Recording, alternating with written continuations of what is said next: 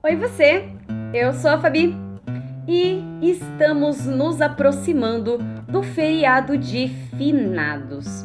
E alguns meses atrás eu recebi a seguinte pergunta do William Augusto Daroda e ele me perguntou o seguinte: quando tiver um tempinho, faz um vídeo falando sobre a morte, digo referente ao 7º dia e ao 49º dia para renascermos.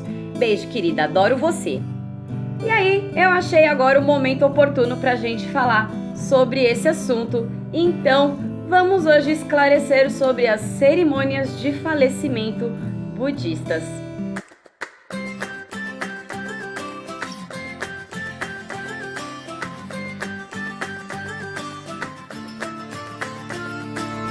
Antes de começar, se você ainda não é inscrito no canal, aproveita para se inscrever aqui no botãozinho inscrever-se. Vocês também podem me enviar sugestões, relatos, perguntas, pedidos de orientações e o que mais vocês quiserem pelo e-mail afabipurei@hotmail.com e vocês também podem me seguir e conversar comigo pelas redes sociais, tá bom?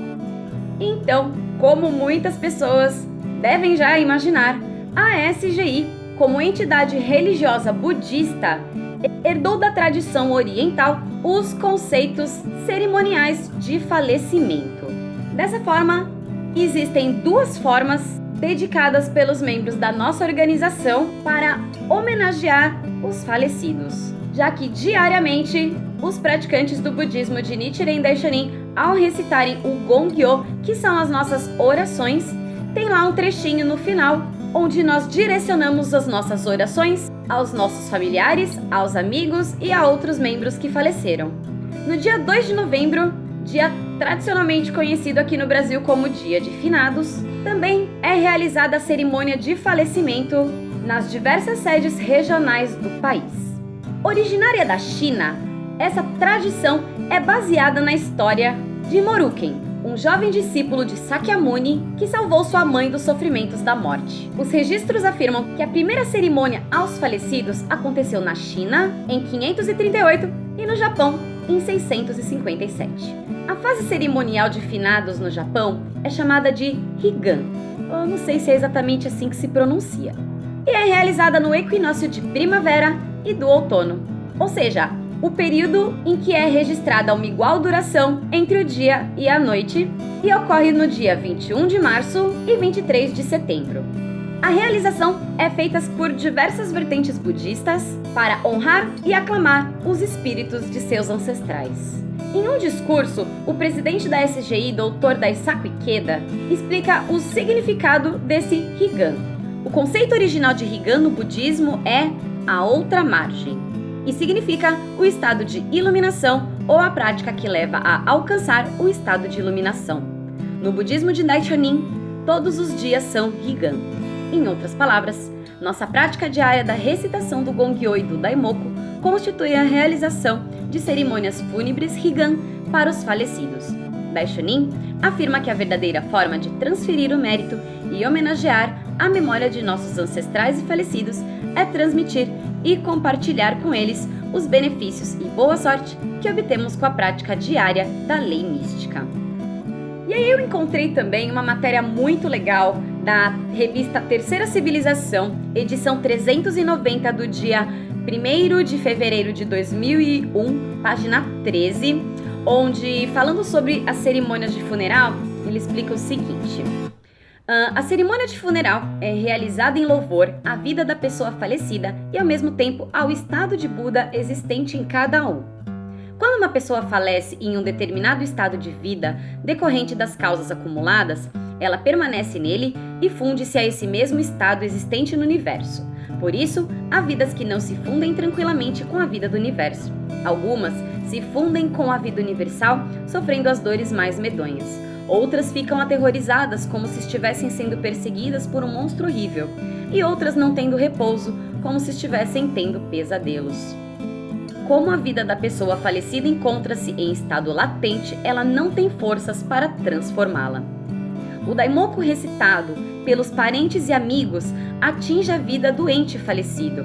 Apesar de parecerem fases separadas e independentes, a vida e a morte são unas, alternando-se em períodos de vida e morte. O que permeia esse ciclo é justamente o Nam-myoho Renge-kyo, por isso sua recitação tem o poder de ajudar até mesmo aqueles que se encontram no estado latente. O presidente Ikeda escreveu: embora a atividade seja a característica principal da corrente de vida de uma pessoa, enquanto ela estiver viva, a corrente de vida de uma pessoa após sua morte é fundamentalmente passiva. Desse ponto de vista, não podemos transformar nosso estado de vida após a morte.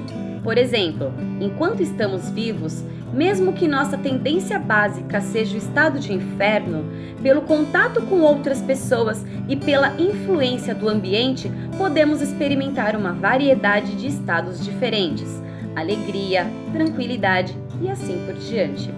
Mas no estado latente, perdemos o contato com estímulos externos, voltando ao estado subjacente de nossa própria vida.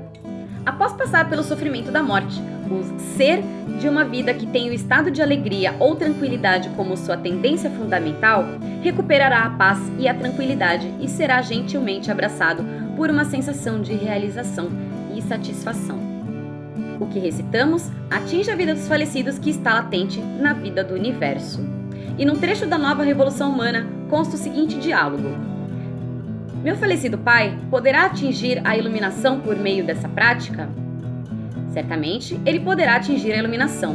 Como prova disso, o seu padrão de vida se transformará e o Senhor experimentará a maior das felicidades. Nichiren Daishonin diz que os grandes benefícios advindos da fé no Sutra do Lótus não se restringirão somente à iluminação de si mesmo. Eles se estenderão para seus pais e mães. Essa frase nos ensina que o Senhor, que é filho, como também seu falecido pai, atingirão infalivelmente a iluminação e tornar-se-ão felizes. Por isso, haja o que houver, deve empenhar-se vigorosamente na prática da fé. Quando o Senhor fizer uma prática que lhe permita dizer com toda a convicção que está muito feliz, seu pai também, com toda certeza, estará desfrutando a mais plena felicidade.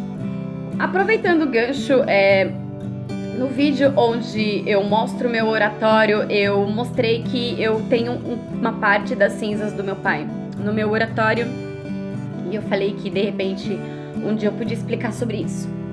E foi justamente essa explicação que me deram de que eu transformando a minha vida e atingindo o estado de Buda durante as minhas orações, elas atingiriam também o meu pai. O meu pai, eu o amava demais, mas o meu pai não foi um cara muito legal na vida. Ele fez muita gente sofrer, ele magoou muitas pessoas.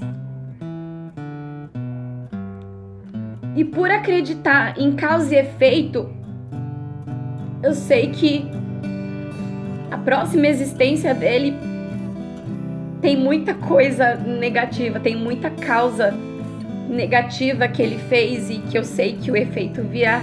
Então, esse é o motivo pelo qual eu mantenho ele no meu oratório, porque todas as vezes que eu faço o meu Gongyo, eu direciono essas minhas orações para ele, justamente para tentar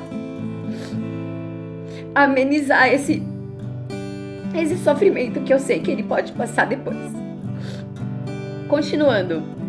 Quanto às cerimônias de 7º e 49º dias de falecimento, um sutra budista diz que o ser humano tem a oportunidade de renascer a cada 7 dias, repetindo esse ciclo 7 vezes.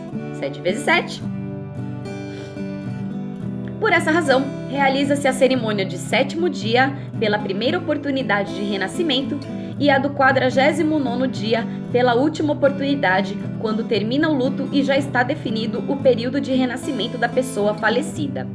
O ciclo a cada 7 dias é chamado de primeiro 7º dia, segundo 7º dia, terceiro 7º dia e assim por diante. Embora não seja costume realizar cerimônias a cada um desses dias. Então, eu espero que que eu tenha esclarecido aí, William, a sua dúvida, e acredito que seja a dúvida de muitas outras pessoas. Era uma coisa que eu tinha muita curiosidade de saber, mas por questões de tempo eu acabava nunca lembrando de pesquisar e acabava colocando as perguntas que vocês me mandavam em primeiro plano. E eu fiquei contente que veio uma pergunta que justamente era uma coisa que eu estava adiando pesquisar e eu meio que fui forçada a pesquisar e fiquei muito contente de saber mais a fundo.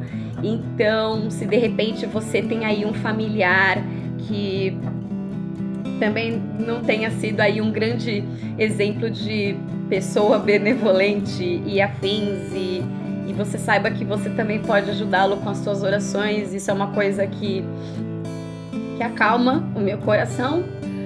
E desculpa, eu não consigo falar muito sobre isso. Então, eu espero que vocês tenham gostado. Se você gostou, não esquece de deixar o seu joinha, se inscrever aqui no canal para receber as notificações dos próximos vídeos. E vocês também podem ver os diversos vídeos dessa playlist aqui em cima, tá bom? Então, por hoje é só. Um beijo e tchau, tchau!